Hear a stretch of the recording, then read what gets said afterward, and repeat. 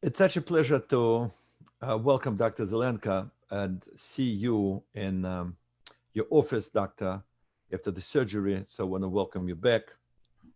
Thank you. And this time I want to not only speak to you face to face, but also speak to you about your amazing book, Essence to Essence.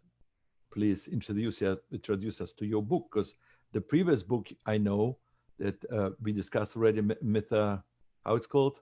Metamorphosis, yeah. Metamorphosis. It's about your journey and how this book, Essence to Essence, emerged. Well, 2 years ago, my first round of dealing with cancer. So I didn't work for a year, and I'm a workaholic. My whole life I've worked, 15, 16-hour days. So just to sit there and not be able to do anything, even in my mind, it was very unhealthy for me. So I needed to do something. So I never tried writing. I'm not a writer, and I felt inspired. So I wrote my autobiography. But actually, that's not true. The autobiography was written as a letter to my children when I thought I was dying. But when things improved, thank God, I was told that I should convert it into a book. So that's how actually it evolved. But the Essence to Essence is the distillation product of over 25 years of study of Jewish thought, and specifically Hasidic and Kabbalistic texts in the original language, and delving into the minds of people that lived 1,000 years ago, some of them, and being absorbed in their energy, so to speak. So, Essence to Essence is a book that describes the common denominator of all of existence. So, whether it's in the scientific realm, specifically quantum mechanics, whether it's economics, medicine, law, or in the metaphysics of how things work in the spiritual worlds, it's really the same blueprint of order and chaos, and a human being who has consciousness and free will lives in between those two realms, and we have a certain unique job, which is we have a foot in both worlds. In other words, we're supposed to take the potential of chaos. Chaos doesn't mean necessarily bad. It just means it's unrestrained potential, and we harness that energy into a structure of stability, and then internalize it and process it, and it becomes one with us. And this is how we tame the beast, how we refine the world. So it's the same process everywhere, both in physics and metaphysics. So the subtitle of the book is Life Through the Lens of Hasidic and Kabbalistic Wisdom. And it's written by me and my oldest son, Levi Yitzhak. He helped me write it. He was 16, actually. We sat together for a year, and it was edited by my brother, who was a student of Rabbi Kitson. So this was a family project. And then what was interesting is when I started, it's a collection of essays. And when I wrote the first 4 essays and I named them, I didn't realize it, but it came out in alphabetical order. So the first essay began with A, second with B, the third with C, the third D. So I said, oh, this is a sign. So it's a collection of 26 essays, which is the numerical equivalent of God's name, Havaya Yud Kei Vav Kei. And so I thought that was very, very interesting how that evolved. I wasn't planning it, but once I saw the first 4 letters in order, I said, okay, so the next essay would be with E, F, G. So hopefully we'll go through it. So I'd like to just a very brief kind of introduction. It's part of my dedication, but it goes like this. Let my soul be as dust to all. This comes from the Talmud, from the tractate called Brachos. It's also in our daily prayers. And so this profound statement is layered with wisdom and meaning. It's not so simple. There's a lot of depth in this statement. So let's see if we can discover it. This physical world where we live is filled with a myriad of corrupting parasitic influences from within and without. What that means is you don't have to look too far to realize that the world is a dark world. There are forces that of not good that are trying to destroy. They want anarchy, they prevent the flow of truth and so on. So these are parasites, external parasites, but also there's internal parasites. And that could be the tendency for self-destructive behavior, or what we would say the impulse to do bad. So the world, whether in you or out of you, is filled with these dangers. So how do you survive this? So the only way to thrive and prosper in such an environment is to be perpetually bound. You should be connected with one's source and purpose. If you're connected to where you come from,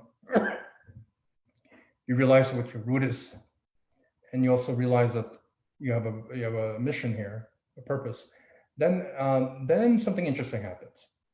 When the soul is connected to its root, it is shielded, it's protected from the subjugation to finite creations such as space-time. So in other words, the limitations of this world, space-time, by the way, I use it a lot, is an interesting term. Before Einstein's theories, we used to look at space and time as separate ideas. But Einstein explained that they're really one element, and that's the dimension of space-time. So space-time is really defining the finite parameters of this world. And our job is to use the world as a tool to accomplish a purpose, not to be enslaved by the world. Most people become prisoners to the finite dimensions of life, space and time. They don't master them, it masters you. That's unfortunate. So space-time is created for the purpose of providing a matrix for man to serve his creator. In other words, God created the world for a reason, so that a human being could have a place to have free will, consciousness, and be able to serve God and accomplish God's innermost desire. Most of humanity has become enslaved to the limitations of the world instead of being their master, like I said earlier. So how do we break free? So the only way to free oneself from the grasp of these corrupting limitations is by developing a super-rational faith. Now, faith is super-rational. In other words, I don't believe you have a heart. I don't need to believe it. I've held hearts in my hands. I know you have a heart. That falls into the realm of knowledge. Belief begins where knowledge ends. Many people haven't taken the time to develop knowledge, so they believe in foolish things. They believe in things that they should know. But that's not mature faith. Mature faith is you use your rational mind to understand as much as humanly possible, but beyond that lies the super-rational faith. So by developing a super-rational faith in the hidden essence of God and in the divine essence of one's soul, in other words, if you start believing that God is omnipresent, he always was, he is, and he will be, and he is here right now, permeating all of existence. We are within him. And the only reason why we don't perceive it is that he creates a system where he hides himself in order to allow for the human being to have free will. And so that's one element. And the other is that your soul comes from that very divine essence. So by connecting your essence with God's essence, your soul becomes ungraspable, like dust to all. Like I began this paragraph as my soul, let my soul be as dust to all. it attains true freedom. It is my hope that this book will arouse and reveal your quintessential bond with God. So that's why I called it, that's a blessing that I hope that you could become truly free. I heard a saying that there's no one who's free in this world except one who chooses to be a slave to God. By putting on the yoke of heaven, the yoke of your own evil tendencies and those evil wishes of others are removed from you, and you're truly kind of protected in the aura of divinity. So, essence to essence. I want to thank you, but maybe one clarification. You said that we often misunderstand and we think we need to believe in something which we actually need to know. As we repeat in our prayers the word from the Torah, Vayadata Hayom, and you should know that Hashem is the God, right? That Hashem actually exists. You should know this. And you said that there is something beyond knowledge, where knowledge ends, belief begins. What is that? And how you develop this belief where your knowledge cannot reach? So the fact that God created the world and runs it is not something that you need to really believe in. You can actually figure that out. People have been coming to that conclusion throughout history, from the beginning of time, just simply by, even if you just take the latest cosmological theory of the Big Bang. So what is the Big Bang? The belief is that everything started from an infinitely dense, what's called a singularity of no dimension. So all of what will be was compressed into a singularity of no dimension. And from that was an explosion. And everything that came out, the entire universe, is the result of the Big Bang. Okay, but that doesn't tell us where that singularity came from, number one. And what was the force? Who's the Big Banger?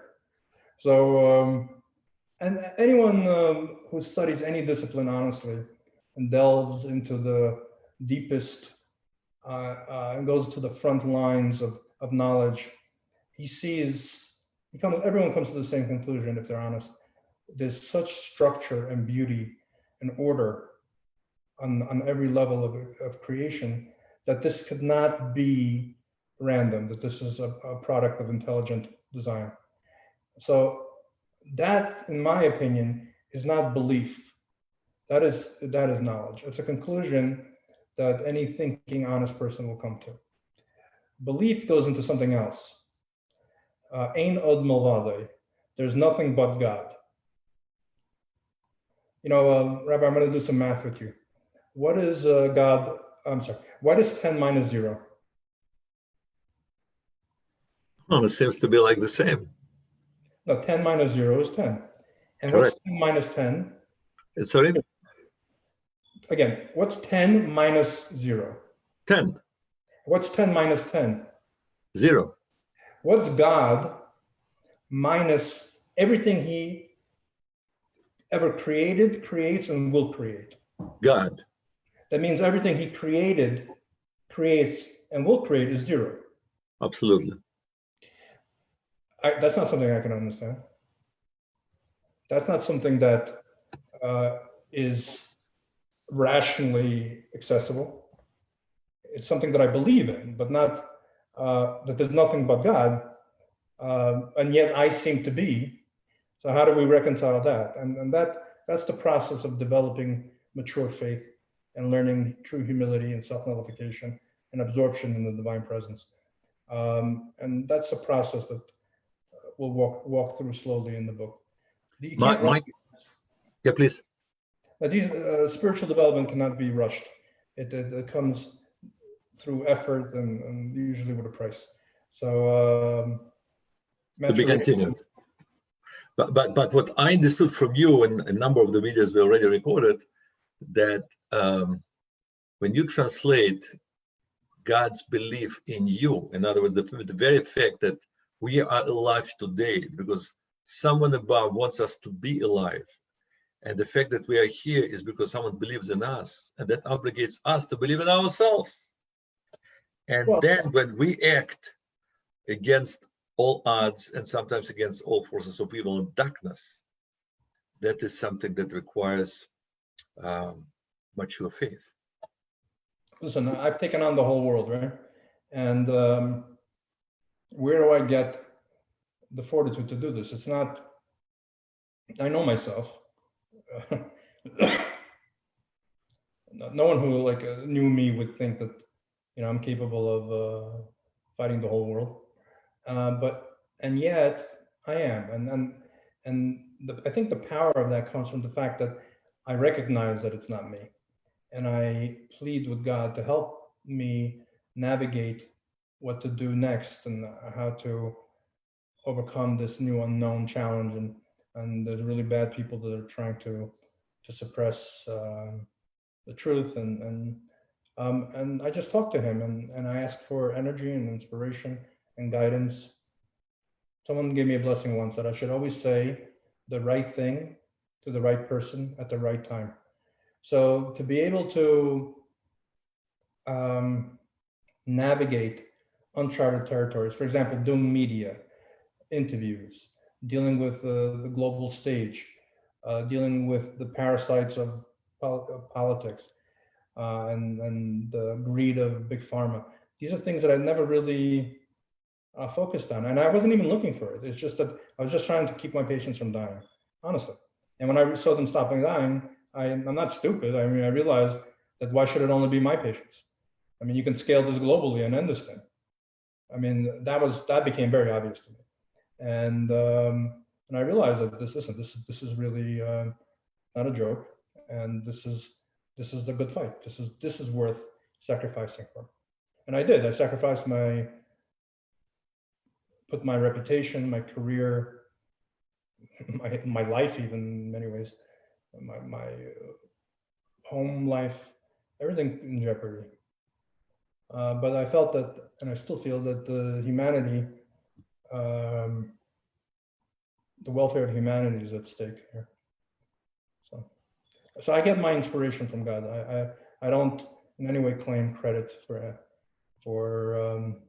this, and I try to give credit only to God, and not build up the knowledge in the world of that God is the King that is everywhere, and not that the whole world should know who my name is. That's not so important. That's probably what it means to be dust, right? It is humility of being a messenger of God in the world. And that's why you gain your belief in yourself. Maybe that is the mature faith, that when you recognize that God runs the world and you have a mission and purpose to do the right thing at the right time with the right people, you just do it.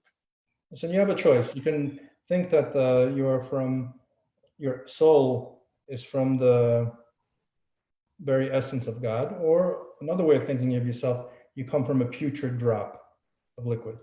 Now, it depends which how you want to live, but I prefer the first one. I prefer to think that my self-worth and my value and human rights, natural law, basic sanctity of life is derived from the fact that we have a divine spark in us. And that is the foundation of faith. I want to thank you so much. Wishing you health, strength, and victories to be celebrated together. All the best. Thank you.